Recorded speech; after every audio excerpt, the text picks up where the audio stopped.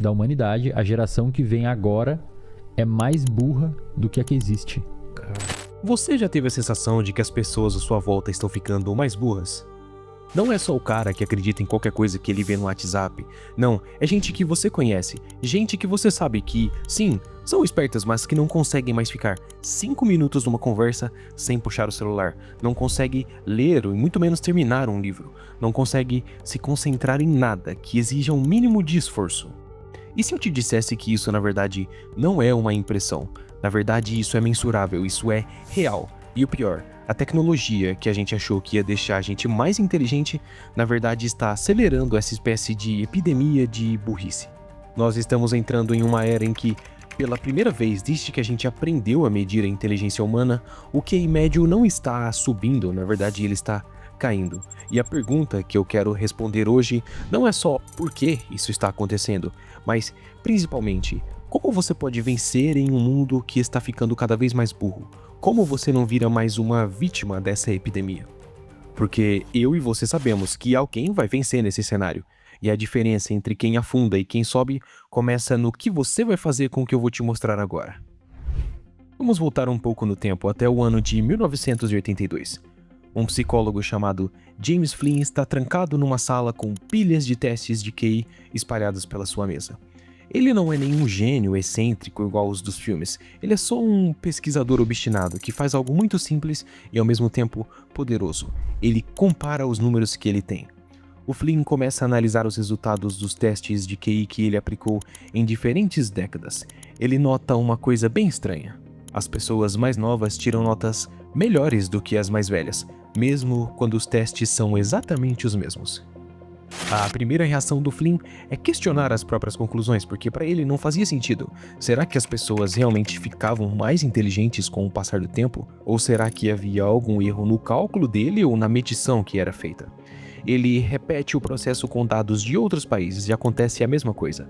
Geração após geração, os resultados sobem, como se a humanidade inteira estivesse ganhando alguns pontinhos de QI a cada década que passava. Talvez você inclusive já tenha ouvido falar dessa descoberta, ela se chama Efeito Flynn.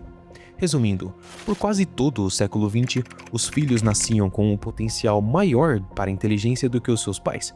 Se você pegasse uma pessoa que era considerada inteligente em 1900 e colocasse ela para fazer um teste de QI ao lado de uma pessoa de 1990 usando a mesma régua, o cara de 1900 pareceria um pouco idiota comparado com o cara de 1990.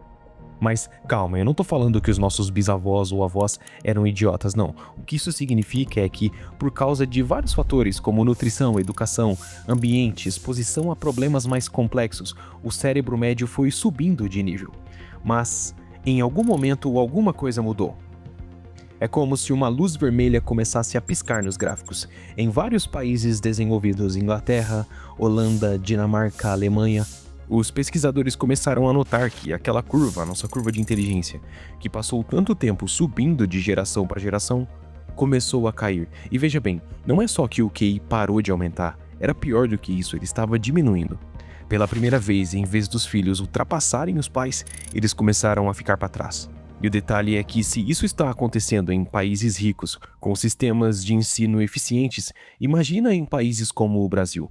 Um levantamento do Ibope em 2018 mostrou que cerca de 30% dos brasileiros são analfabetos funcionais. Não é que essas pessoas não saibam ler as palavras, elas conseguem ler. O que elas não conseguem fazer é entender o que o texto está dizendo.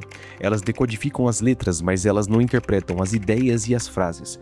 Nós estamos vivendo aquilo que alguns pesquisadores já chamam de efeito Flynn reverso. A nossa inteligência em média está regredindo.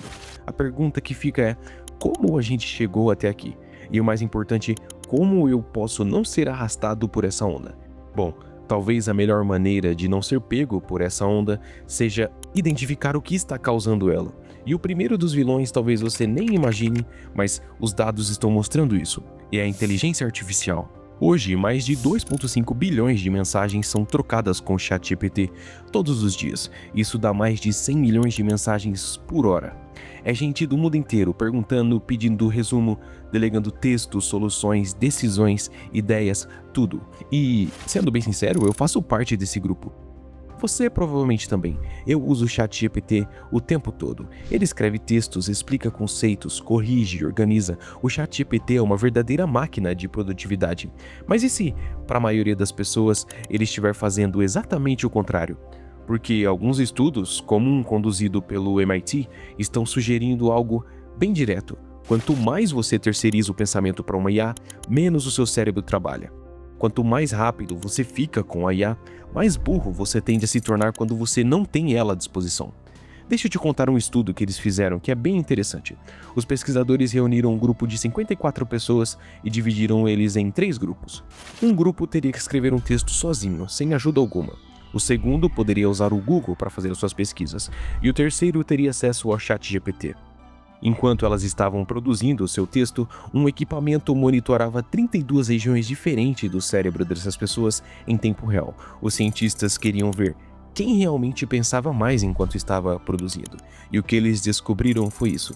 Quem escreveu sem nenhuma ferramenta tinha o cérebro em alta atividade. A pessoa tinha que pensar nas ideias, estruturar os argumentos, revisar, cortar partes, reescrever. Isso exigia esforço, exigia conectar memória, linguagem, criatividade. Era como se o cérebro trabalhasse com a sua capacidade total. O grupo que usou o Google também teve um nível alto de atividade, mas de outra forma. Eles pesquisavam, comparavam fontes, filtravam o que prestava e o que era lixo, decidiam o que valia incluir no texto e o que era melhor deixar de fora. Ainda assim, o cérebro estava bem ativo porque alguém precisava tomar as decisões. Já o grupo que usou o ChatGPT passou uma boa parte do tempo só lendo e copiando e colando. A atividade cerebral dessas pessoas foi significativamente menor do que das outras. Mas esse experimento tinha ainda uma segunda etapa, e eles fizeram algo ainda mais interessante. Todos eles receberam um novo desafio de escrita, mas agora ninguém podia usar a mesma ferramenta que tinha usado antes. Ou seja, quem tinha escrito à mão ou só com o Google, agora poderia usar o ChatGPT, e quem tinha usado o ChatGPT agora teria que escrever sem a IA. O resultado é que as pessoas que não tinham usado o IA da primeira vez foram muito bem. Quando elas ganharam a ajuda do ChatGPT, elas conseguiram usar a ferramenta como apoio, melhorando ainda mais o que elas já sabiam fazer. Mas quem começou usando a IA travou completamente. Sem o ChatGPT, as pessoas não lembravam exatamente como elas organizaram as suas ideias. Elas tinham dificuldade de estruturar os seus argumentos. Elas demoravam mais para escrever e ficavam perdidas. A atividade cerebral delas caiu ainda mais. Elas tinham produzido um texto antes, mas quase nada daquilo foi realmente processado pelo cérebro dessas pessoas. A conclusão dos pesquisadores foi simples, mas brutal. Quanto mais você deixa a IA pensar por você, menos o seu cérebro pensa. E quanto menos você pensa, menos você aprende. E quanto menos você aprende, mais vulnerável você fica a essa era de burrice. Isso não significa que você deve abandonar o ChatGPT. Não, só significa que você precisa aprender a usar as inteligências artificiais de um jeito que elas sirvam como um apoio para você, e não desligando o seu cérebro. Mas é claro, o ChatGPT não é responsável sozinho por isso. Nós temos ainda as redes sociais fritando o seu cérebro o tempo inteiro. TikToks, Reels, Shorts, você conhece esse pacote. Vídeos de 5, 10, 15 segundos pensados para te fazer rolar pro próximo antes mesmo de você perceber que está scrollando a tela. Mas sabe qual é o problema disso? O problema é que o seu cérebro está sendo literalmente treinado para viver em um mundo onde tudo é curto, raso e imediatamente recompensador.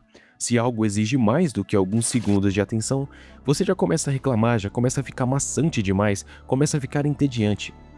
Tenta comparar por você mesmo o esforço de assistir 100 vídeos no TikTok com o esforço de ficar 40 minutos lendo um livro, ou até mesmo vendo um vídeo, ou um projeto, um estudo mais profundo. O algoritmo das redes não quer que você faça essa segunda opção. Ele só ganha quando você está só vendo mais um vídeo ali, um atrás do outro o tempo todo.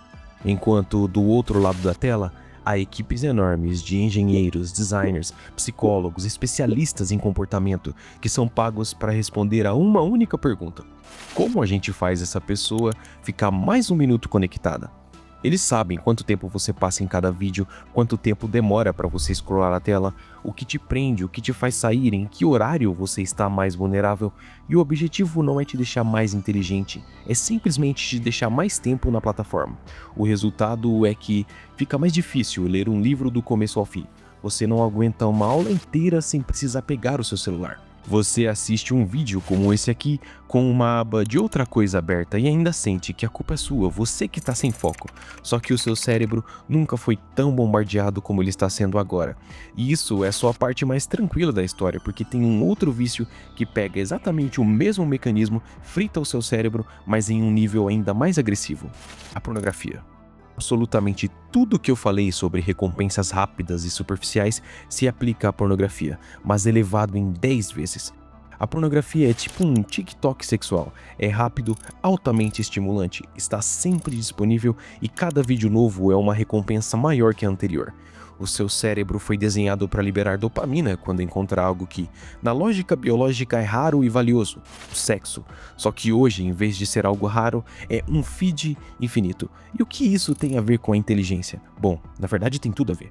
O cérebro, viciado em gratificação rápida, tem muita dificuldade em suportar qualquer atividade em que o esforço vem agora e a recompensa vem depois. Ou seja, estudar, ler, trabalhar em um projeto longo, aprender uma habilidade difícil, tudo isso parece insuportável com a recompensa instantânea de abrir um site, ver um vídeo, fechar a aba e depois fazer isso de novo em algum outro momento do dia.